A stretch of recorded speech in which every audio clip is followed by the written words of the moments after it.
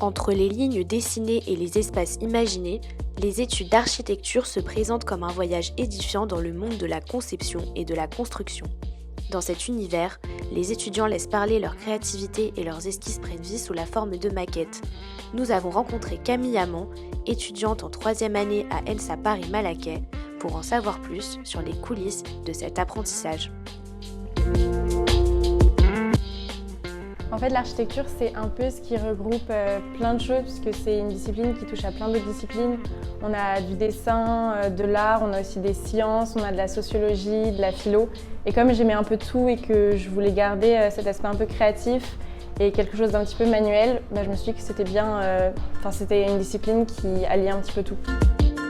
C'est au sein de l'École nationale supérieure d'architecture Paris-Malaquais dans le 6e arrondissement de Paris que Camille effectue ses études. Partageant les locaux avec les étudiants des Beaux-Arts, les étudiants en architecture disposent de plusieurs infrastructures pour travailler leurs cours et maquettes, seuls ou en groupe. Alors là, c'est la mezzanine, donc c'est un petit peu l'âme de l'école, puisque c'est là où on se met quand on travaille, quand on révise, quand on fait nos projets, nos rendus. Et même quand on mange, j'ai plein de bons souvenirs dans la mezzanine. En fait, c'est là qu'on travaille à chaque fois, donc même les moments de rush, un petit peu, c'est des bons souvenirs puisqu'on est tous ensemble et on s'entraide, donc dans tous les cas, c'est cool. Chaque journée en architecture est différente. Entre cours de structure, d'histoire et de philosophie de l'art, les étudiants préparent leurs projets pour le cours éponyme. Cours de projet, en général, on a un thème et ensuite, c'est à nous de choisir l'implantation dans le site, c'est à nous de choisir les références sur lesquelles on s'appuie pour faire le projet. Et pendant le cours, donc on affiche quand on arrive et ensuite on passe individuellement. Les autres élèves regardent en général et le prof corrige et c'est ça toute la journée. Alors ça, c'est une coupe de la bibliothèque universitaire de Nanterre. Donc ici, c'est l'entrée, on a une petite terrasse et après la grande tour, c'est une réserve. Et ici, c'est des espaces de travail pour les étudiants. Pourquoi tu as fait cette comparaison entre... Ces cours de projet sont des moments clés de la progression des élèves. C'est l'occasion pour les professeurs de faire le point sur le suivi du travail des étudiants, mais aussi de leur prodiguer des conseils. C'est un studio d'architecture et sur la ville, et on travaille donc sur la ville de Nanterre pendant tout un semestre. Camille fait partie d'une équipe de 3 étudiantes qui travaillent sur l'université de Nanterre. Camille est une étudiante qui lit beaucoup, voilà, et qui apprend aussi à la fois de l'observation et de la façon dont les gens vivent dans ces espaces, et en même temps de ce qui a pu être écrit sur la création de ces lieux, et leur histoire et leur futur aussi. Si l'enseignement semble passionner les étudiants, le rythme de travail n'en demeure pas moins soutenu, nécessitant une rigueur minutieuse et une organisation sans faille. Je peux dire que la charge de travail, elle est assez importante et le rythme, elle est soutenu. Mais ça ne veut pas dire que c'est absolument pas atteignable. C'est une question d'organisation. Dans une école d'architecture et dans une agence comme j'en ai une, il faut savoir s'organiser et savoir hiérarchiser les demandes et prioriser. Et c'est un travail de tous les jours, c'est un travail de création.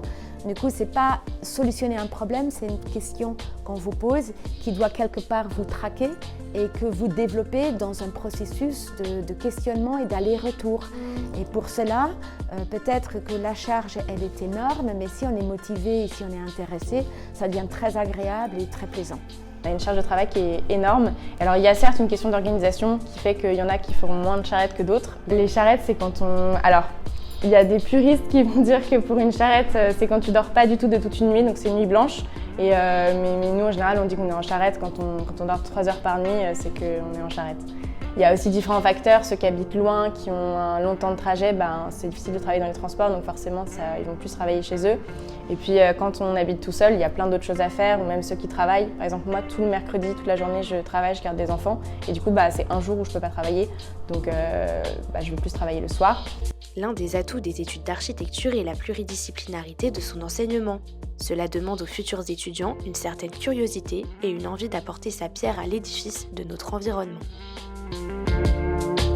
Avoir une envie de s'intéresser à beaucoup de sujets à la fois, des sujets qui ne sont pas simplement architecturales mais sociétales, une envie de contribuer à notre environnement, une envie de s'exprimer à travers la question spatiale, parce qu'on est des gens qui sont en quelque sorte ceux qui traduisent des idées dans des espaces, que ce soit des espaces publics ou des espaces privés. Et par là, dans l'entrée du tram. Il est donc nécessaire d'être passionné pour entamer des études d'architecture. Ces dernières regorgent de nombreux débouchés pour satisfaire les diverses appétences des étudiants. Ça ouvre à plein d'autres disciplines en fait. Il y en a plein qui vont se tourner vers le graphisme, le dessin, il y en a qui vont devenir maquettistes, il y en a qui vont faire de la socio, il y en a qui vont se tourner vers la recherche aussi. Et je pense que j'aimerais bien faire de la recherche. Moi, je suis architecte, je suis urbaniste, j'ai une agence, mais je peux aussi travailler chez un promoteur, je peux travailler chez un aménageur, je peux aller dans la ville, je peux aussi carrément aller à partir de mon diplôme et m'intéresser à l'échelle paysagère, à l'échelle géographique, aussi sociale. Il y a énormément de façons à partir de là de s'inscrire dans la société.